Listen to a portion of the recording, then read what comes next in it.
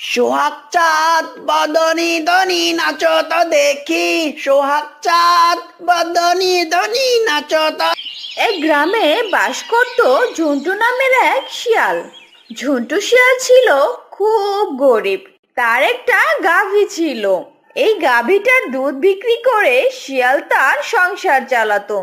বাবা, ও বাবা, শুনো না, কি হয়েছে টুম্পা মামুনি, বল। তুমিও আমার সাথে লাইলার উপরে এসে বসো না। হাম্বা হাম্বা। টুম্পা, তুমি কি আমাকে মারতে চাও নাকি? আমি কি তোমার বাবাকে পিঠে নিতে পারবো? আমি তো এখানেই চিটপটাং হয়ে যাব। হি হি হি। হাম্বা হাম্বা।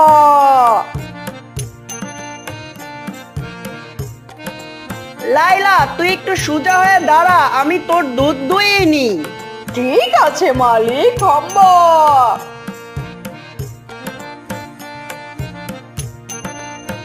টুম্পা, হ্যাঁ বাবা, বলো। তুই লাইলাকে এখানে ঘাস খাওয়া, আমি দুধটা বাজারে বিক্রি করে আসি।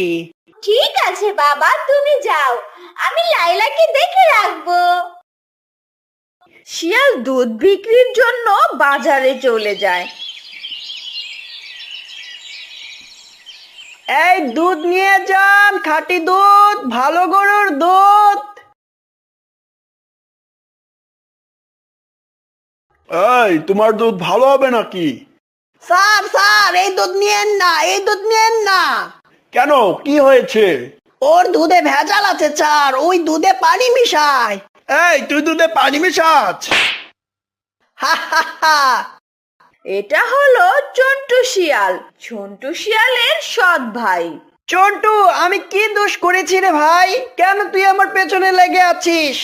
হা হা হা হা। তোর একটাই দোষ জন্টু, তুই আমার সৎ ভাই হয়েছিস। এই, কেউ জন্টুর দুধ কিনবেন না, ওই দুধে পানি মিশায়, ওর দুধ কেউ কিনবেন না, কেউ কিনবেন না। ঝন্টু শিয়াল তার ভাই চন্টুর জন্য বাজারে দুধ বিক্রি করতে পারে না।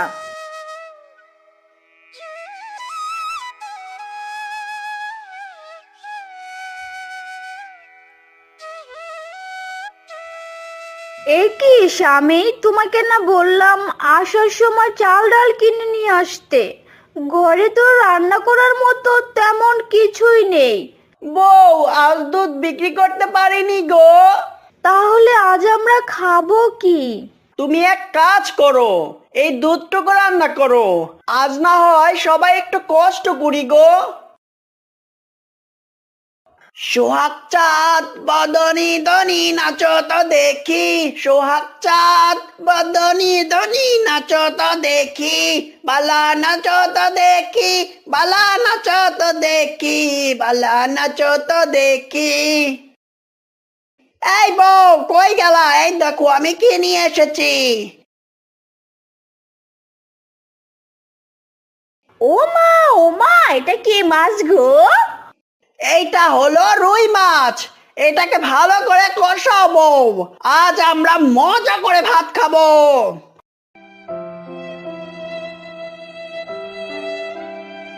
ওগো, আমাদের এই দুঃখের দিন কি কোনোদিনও শেষ হবে না? ধৈর্য ধরো বউ, নিশ্চয়ই আল্লাহ আমাদের জন্য ভালো কিছু রেখেছে। রাতের বেলা ঝন্টু শিয়াল তার বউ আর তাদের একমাত্র মেয়ে টুম্পা খেতে বসে। নে মা, এই দুধটুকু খেয়ে নে। মা, আজ কি ভাত রান্না করনি? আমার তো ভাতের ক্ষুধা লেগেছে মা। টুম্পা মা, আজ কষ্ট করে এই দুধটুকুই খাও, কাল চাল কিনে আনলে তারপর তুমি ভাত খেও মা। বাবা, কোনো সমস্যা নেই, এই দুধ খেলেই আমার পেট ভরে যাবে। এই বউ, রুই মাছটা একটা প্লেটে বেড়ে দাও তো। কেন গো, কি হয়েছে? আহা, দাও না গো তুমি। আচ্ছা দাঁড়াও, দিচ্ছি।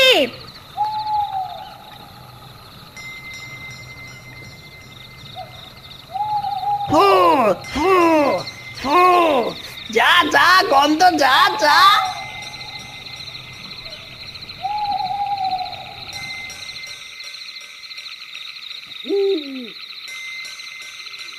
মা দেখো বাইরে থেকে কত সুন্দর মাছের গন্ধ আসছে। থাক মা, মন খারাপ করিস না, আমরা তো গরিব মানুষ, মাছ খাওয়ার সাধ্য আমাদের নাই রে মা। না মা, আমি একটু মন খারাপ করি না, আমি তোমাদের নিয়ে সুখে আছি, এটাই আমার কাছে অনেক কিছু। একদিন সকালবেলা টুম্পার আম খেতে ইচ্ছা করে। মা, আম গাছে উঠে একটা আম পারি? ঠিক আছে মা, সাবধানে উঠিস।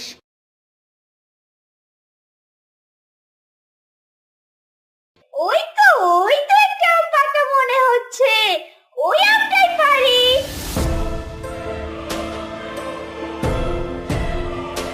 আয় টুম্পা, তুই কিন্তু এই দিকের আম একটাও পারবি না। কেন কাকি, আমাদের গাছের আম আমরা পারবো না? না, গাছের এই দিকটা আমাদের জায়গায় পড়েছে, তাই এই আমগুলো আমাদেরই। কাকি, আমি তো মাত্র একটাই আম পারবো। দাঁড়া, তোকে আম পাচ্ছি আমি। এই তুমি কই গেলা, তাড়াতাড়ি এখানে আসো তো। কি হয়েছে রে বউ? ওই দেখো টুম্পা এদিকে সব আম পেড়ে ফেলছে। তবে রে দাঁড়া, তোকে মজা দেখাচ্ছি।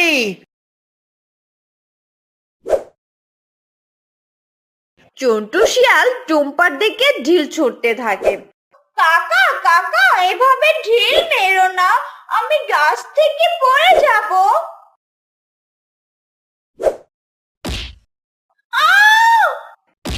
গাছ থেকে পড়ে গিয়ে টুম্পার পা ভেঙে যায়।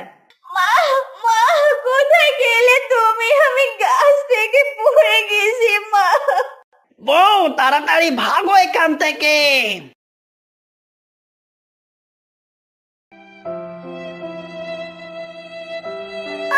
আরে টিনা, তুই গাছ থেকে পড়ে গেলে কিভাবে? মা, ওই চন্টু কাকা ঢিল মেরে আমাকে ফেলে দিয়েছে। আপাতত পা ব্যান্ডেজ করে দিয়েছি, হাড় একদমই ভেঙে গেছে। 1 মাসের মধ্যেই অপারেশন করতে হবে, নয়তো আপনার মেয়ের পা আর ভালো হবে না। কত টাকা লাগবে ডাক্তার সাহেব? 2 লাখ টাকা লাগবে। তবে যেহেতু আপনারা গরিব, তাই আপনাদের কাছ থেকে 1.5 লক্ষ টাকা রাখবো। এত টাকা কোথায় পাবো বউ? আমি তো কিছুই বুঝতে পারছি না। ওগো, তোমার সৎ ভাই যে আমার ছোট্ট মেয়ের পাটা ভেঙে দিল, তুমি ওদের কিছু বলবা না। বউ, ওদের সাথে আমরা পারবো না, ওদের অনেক টাকা আছে আর ওরা অনেক বাজি। আমি বলি কি বউ, লাইলাকে না হয় আমরা বিক্রি করে দেই। না বাবা, তুমি লাইলাকে বিক্রি করবা না, লাইলাই আমার সব। আমি একটা পা ছাড়া সারা জীবন বাঁচতে পারবো, কিন্তু আমার লাইলাকে ছাড়া এক মুহূর্ত বাঁচতে পারবো না বাবা।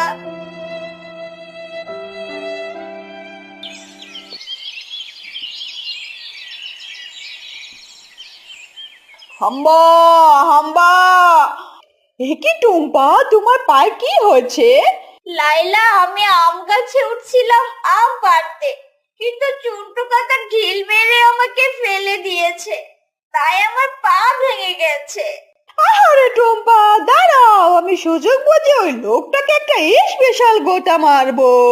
না লাইলা, ভুলে ওই লোকটার কাছে যেও না, ওই লোকটা অনেক খারাপ।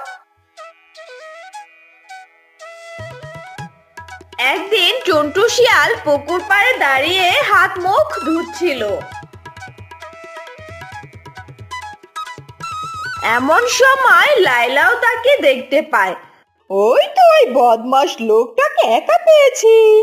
আমার টুম্পার পা ভেঙে দিয়েছিলি না, দাঁড়া, আজ তোকে মজা দেখাবো।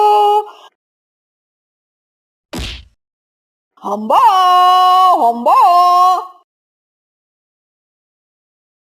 ওরে বাবা রে, ওরে বাবা রে, কে আমাকে বাড়িতে ফেলে দিল রে? এ কি, আশেপাশে তো কাউকে দেখতে পাচ্ছি না, তাহলে কোনো ভূত টুত এলো নাকি?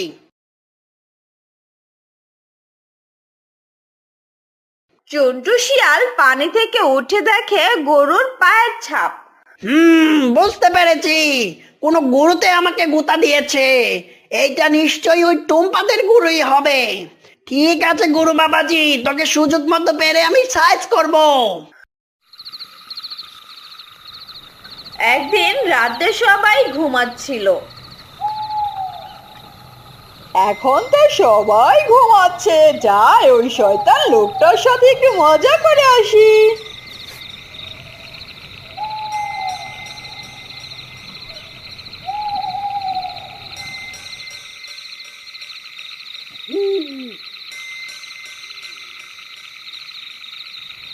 ওই তো আরামের ঘুম ঘুমাচ্ছে, এবার আমিও আমার কাজ শুরু করে দিই।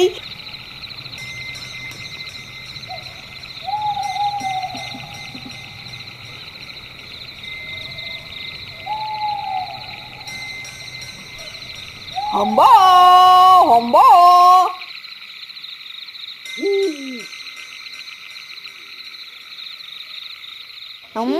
কেমন জানি গোবর গোবর গন্ধ পাচ্ছি। এ বাবা, আমাদের শরীর দেখি গোবর মেখে একাকার হয়ে গেছে। এই এই উঠো উঠো উঠো বলছি। আহ, কি হয়েছে বউ? এত রাতে ডাকছো কেন? কেমন জানি গন্ধ গন্ধ লাগছে। তুমি কি কানা নাকি? দেখতে পাচ্ছ না আমাদের ঘর গোবরে ভরে গেছে? তাই তো বউ, এই কাজটা কে করলো? কে আর করবে? তোমার ওই সৎ ভাই আর তার বই এই কাজ করছে, নয়তো আর কে করবে? দাঁড়াও বউ, সুযোগ পেয়ে নি, তারপর ওদের একটা বড় ক্ষতি করে দিব। হোয়াট? থু, গন্ধে আমার পেট ফুলে গেল রে। একদিন টুম্পা লাইলাকে নিয়ে মাঠে যায়। লাইলা, আমি একটু ঘুমাই, এখানে তুমি ঘাস খাও। তুমি কিন্তু ভুলে ওই জমিতে যেও না, ওইটা চন্টু কাকার জমি, ঠিক আছে? হাম্বা। ঠিক আছে টুম্পা।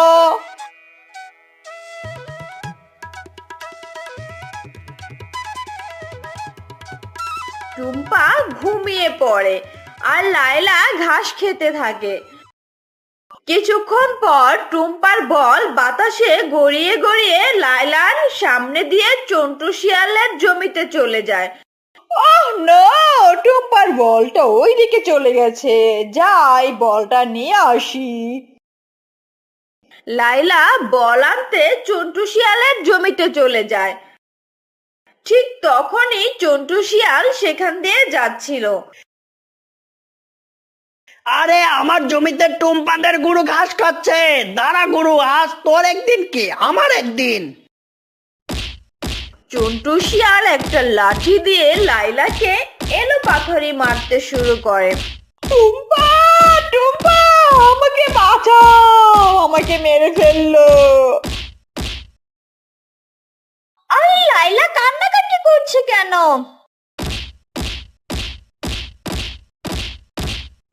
আরে আমার লাইলাকে মারছে। কাকু কাকু, প্লিজ আমার লাইলাকে মেরো না, আমার লাইলাকে ছেড়ে দাও কাকু, ছেড়ে দাও। লাইলা মাটিতে লুটিয়ে পড়ে। এইটা হলো আমার জমিতে ঘাস খাওয়ার ফল। লাইলা মারা যায় আর চন্টু শিয়াল সেখান থেকে চলে যায়। আমাকে ছেড়ে যেও না লাইলা, আমাকে ছেড়ে যেও না লাইলা, চোখ খুলো, আমাকে ছেড়ে যেও না। একবার তাকাও লাইলা, একবার তাকাও লাইলা।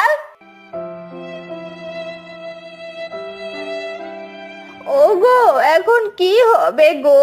এই গরুটার দুধ বিক্রি করেই তো আমাদের সংসারটা চলতো। এই গরুটাকেও তোমার সৎ ভাই মেরে ফেললো, এখন আমাদের কি হবে গো? একদিন রাতে খুব বৃষ্টি হচ্ছিল। এক বুড়ি তার একটা গরু নিয়ে আশ্রয় খুঁজছিল। প্রথমে বুড়ি চন্টু শিয়ালের বাসায় কড়া নাড়ে। এই বুড়ি, কি চাই? আমাকে একটু থাকার জায়গা দিন, বৃষ্টিটা কমলে আমি চলে যাব। আমার গরুটাও আমার সাথে ভিজে যাচ্ছে। এই বুড়ি, আমি কি বৃদ্ধাশ্রম খুলে বসেছি? যা ভাগ এখান থেকে। তুমি আমার সাথে এমন আচরণ করছো কেন? তুই যাবি বুড়ি, নাকি তোকে ঘাড় ধাক্কা দিয়ে বের করে দিব? আমি তোদেরকে অভিশাপ দিলাম, তোরা খুব তাড়াতাড়ি ধ্বংস হয়ে যাবি।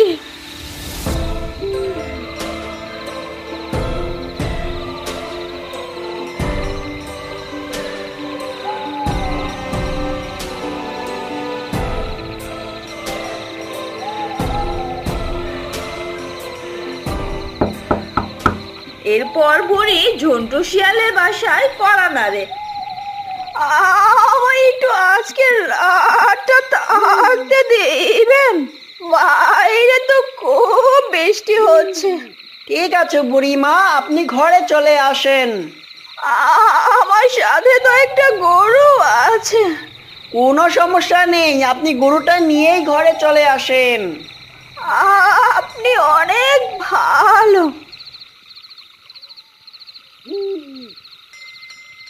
বাবা বাবা, দেখো গরুটা দেখতে অনেকটা আমাদের লাইলার মতো।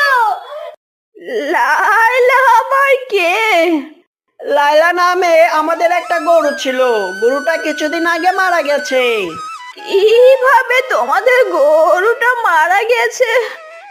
শিয়াল বুড়িটাকে সবকিছু খুলে বলেন। ও, তোমাদের সাথে আসলে অনেক অন্যায় হয়েছে। দোয়া করি আল্লাহ যেন তোমাদের দুঃখের দিন তাড়াতাড়ি দূর করে দেয়। আমাকে কিছু খেতে দিবা, আমার খুব ক্ষুধা লেগেছে। বুড়িমা, আমাদের ঘরে খাবার মতো কিছুই নেই, আমরা নিজেরাও আজ না খেয়ে আছি। ও, বুঝতে পেরেছি। ঠিক আছে, তাহলে আমি ঘুমিয়ে পড়ি, তোমরাও ঘুমিয়ে পড়ো। আপনি খাটে এসে ঘুমান বুড়িমা। না গো, আমি নিচে ঘুমাবো। পরের দিন সকাল হওয়ার আগেই বুড়ির ঘুম ভেঙে যায়। বুড়ি টুম্পার পায়ে হাত বুলিয়ে দেয়, সাথে সাথে টুম্পার পা ভালো হয়ে যায়। তুই এই পরিবারটাকে দেখে শুনে রাখিস, ওরা অনেক ভালো মানুষ।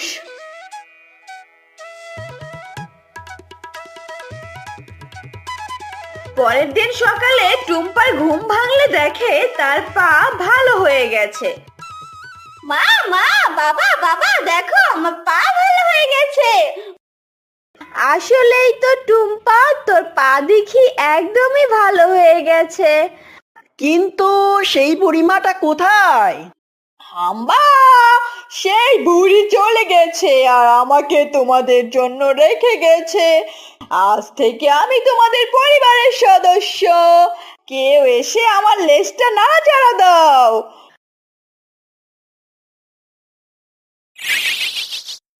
আরে বা, এ তো দেখি সোনা।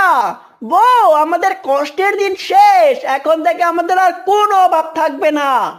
আস্তে বলো স্বামী, আস্তে বলো, অন্যরা শুনে যাবে। সোনা বিক্রি করে আস্তে আস্তে টুম্পারা বড়লোক হতে থাকে। আর এইদিকে বুড়ির অভিশাপে চন্টু শিয়াল দিনে দিনে গরিব হতে থাকে। বন্ধুরা, গল্পটি কেমন লেগেছে কমেন্টে জানাও। আর এমনই মজার মজার ভিডিও পেতে চাইলে আমাদের এই ছোট্ট চ্যানেলটি সাবস্ক্রাইব করে পাশে থাকো।